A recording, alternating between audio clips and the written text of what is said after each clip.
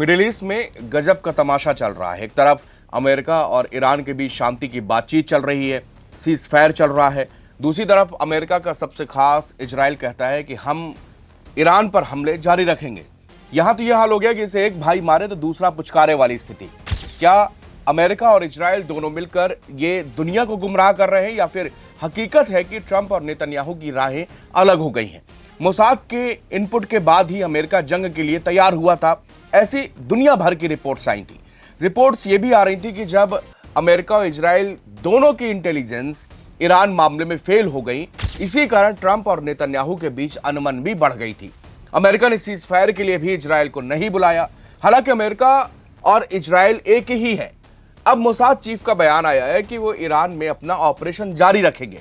Mossad के director हैं David Barnea. वो कहते हैं कि हमें अपने ऑपरेशंस पूरी तरह से नहीं रोकने। उनका कहना है जब तक ईरान में सत्ता परिवर्तन नहीं कर लेते तब तक हम दम नहीं लेंगे। अब इनके आका ट्रंप खुद कई बार बोल चुके हैं कि ईरान में जो उनके टारगेट थे वो उनसे कहीं ज्यादा अचीव कर चुके हैं। वो ये भी बोल चुके हैं कि ईरान में सत्ता बदल चुकी है। अगर इन सब बयानों को आप सिलसिलेवार तरीके से देखें तो लगता है कि अमेरिका और इजराइल के बीच में सब कुछ ठीक नहीं है, या अगर सब कुछ ठीक है तो ये दोनों मिलकर पूरी दुनिया को गुमराह कर रहे हैं।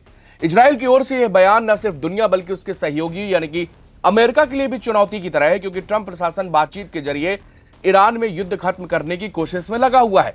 अमेरिका कभी नहीं चाहता कि वो लंबे समय तक युद्ध में फंसे, लेकिन चूंकि यहां पर इजराइल ने उसको ऐसे मोड़ पर लाके पटक दिया है कि जहां से न आगे बढ़ पा रहे हैं ट्रंप, न पीछे जा पा रहे हैं। तुर्की टुडे की एक रिपोर्ट के मुताबिक डेविड से सवाल किया गया था कि ऐसी रिपोर्ट आई है जो कहती है कि अमेरिकी राष्ट्रपति डोनाल्ड ट्रंप को इजरायली प्रधानमंत्री बेंजामिन नेतन्याहू को यह कहकर गुमराह किया था कि सैन्य हमले शुरू होते ही ईरानी सरकार गिर जाएगी। उन्होंने कहा कि ये बातें ठीक नहीं है और तेहरान में शासन बदलने का हमारा मिशन जारी रहेगा। बार्निया कहते हैं 28 फरवरी से शुरू होकर 8 अप्रैल तक चली 40 दिनों की जोरदार लड़ाई में इजराइल को कई कामयाबी मिली है। इस लड़ाई में इजराइल ने दुश्मन को कमजोर किया है। हालांकि यह सच है कि हमारा मिशन अभी पूरा नहीं हुआ।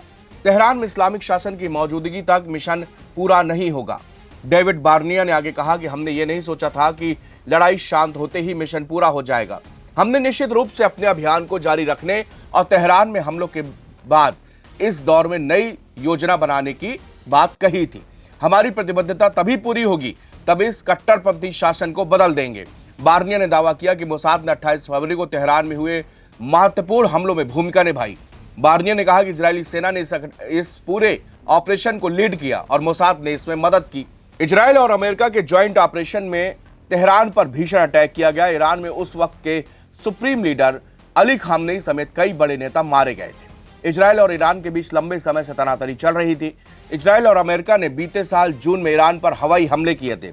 उस दिन 12 दिन तक ये पूरी जंग चली, जिसके बाद इस साल 28 फरवरी से एक बार फिर इजराइल और अमेरिका ने जंग छेड़ते हुए ईरान में भीषण बमबारी की। ईरान, इजराइल और खाड़ी देश में भारी तबाही के बाद 8 अप्रैल को 2 हफ्ते का सीज फायर हुआ। अमेरिका और ईरान की बातचीत के जरिए सीज फायर के समझौते के संकेत दे रहे हैं। वहीं इजराइल की ओर से लगातार ऐसे बयानबाजी हो रही जिनसे लगता है कि वो युद्ध रोकने के पक्ष में है ही नहीं और लड़ाई को जारी रखेगा। दरअसल इजराइल कभी नहीं चाहता कि अमेरिका और ईरान के बीच में ये जंग रुके, लेकिन वो ये इस शर्त पे चाहता है कि अगर ईरान से सारे न्यूक्लियर प्रोग्राम है वो बंद हो जाए और उनका मिसाइल प्रोग्राम भी बंद हो जाए, ताकि जो इस रीजन में यानी कि इजराइल के लिए जो सबसे बड़ा खतरा है वो ईरान ही है और ईरान की वो प्रॉक्सी ग्रुप जैसे लेबनान, जिस समय इजराइल ने लेबनान पर भीषण अटैक किए, ये सब हुआ सीज फायर के बाद। सीज फायर के पहले लेबनान में हिजबुल्लाह और इजराइल के बीच में भीषण जंग देखी जा रही थी, जहां पूरी तरह से उत्तरी इजराइल में घातक हमले लेबनान कर रहा था। यही कारण है कि नेतन्याहू ने कहा है कि भाई हमारे ऑपरेशन ईरान के अंदर जारी रहेंगे और वो तब तक जारी रहेंगे तब तक हम अपना ये पूरी की पूरी रिजीम चेंज ना कर दें, यहां पर सत्ता परिवर्तन ना कर दें।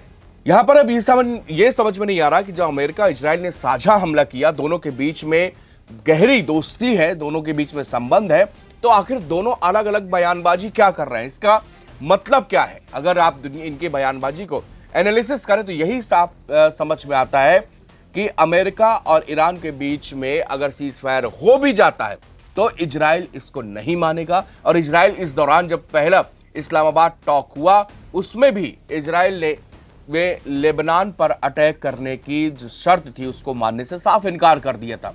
अभी भी बातचीत में सबसे बड़ा मसला ये लेबनान का भी फंस रहा है, जिसमें ईरान की तरफ से कहा गया कि उनके जो ग्रुप्स हैं उन पर भी अटैक नहीं किए जाएंगे, उनको भी सीजफायर में शामिल किया जाएगा। लेकिन यहां पर ऐसा कुछ नहीं है। इजराइल साफ तौर पर लेबनान को और हिजबुल्लाह अपने कड़ा दुश्मन मानता है और वो कहता है कि जब तक ये दक्षिण लेबनान में हिजबुल्लाह मौजूद है, हमारे उत्तर के लोगों के लिए, उत्तरी इजराइल के लिए ये सबसे बड़ा खतरा है और हम इस खतरे को मिटा कर रहेंगे। लेकिन अमेरिका के प्रेशर के बाद में इजराइल और लेबनान ने 33 साल के बाद बातचीत भी शुरू की है। 33 साल के बाद दोनों पक्ष आमने सामने आए हैं और बातचीत के जरिए इस मामले को सुलझाने की बात की जा रही है। लेकिन इजराइल ने कहा है कि ऐसा नहीं है कि बातचीत के बीच में हम हमले रोक देंगे, यानी एक तरफ बातचीत और दूसरी तरफ हमले।